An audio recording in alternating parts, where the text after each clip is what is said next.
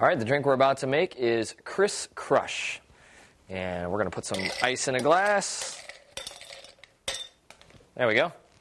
And measure out 1 shot of gin. And follow that up with 1 shot of sweet vermouth. And next we'll do a half of a shot of blue curacao. Follow that up with a half a shot of,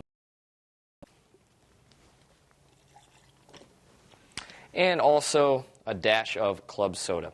Actually, let's save that for the end. Let's mix what we have together. That way we can shake it real good and not have to worry about the carbonation in the club soda. There, that'll do it. And set up our glass. Go ahead and pour that in. Nice green color, isn't it?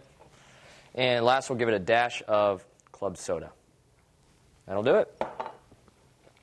Add a straw, and bottoms up.